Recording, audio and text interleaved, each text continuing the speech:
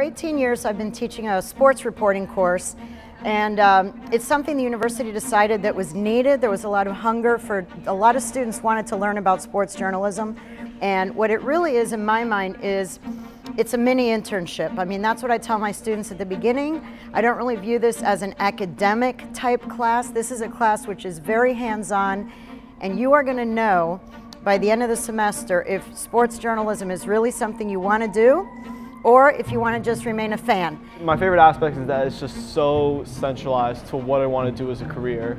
I've known for a while that I've wanted to work in sports media, and there's not a better class at Miami, nor do I think anywhere else than this class. This is something that cannot be replicated from a book, from a class assignment, from a reading assignment. These are things that students have to learn. And yes, I do teach lessons in the classroom.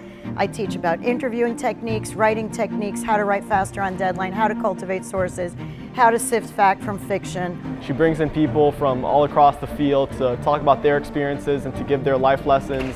And given that she's worked at the Miami Herald for decades, she just has so much knowledge to give to us, the students, and I'm very glad that I took the class. It's very much a hands-on type of course where students are getting to be in the field in Miami and being on press row, dressed like professionals, acting like professionals, and it's something that you cannot replicate in a classroom.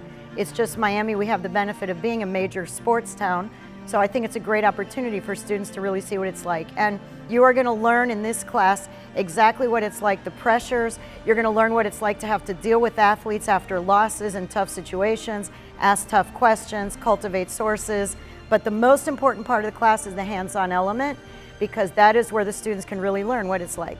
This was really the first time that I've worked in professional areas of work, like the Heat, Inter Miami, and the Miami Marlins.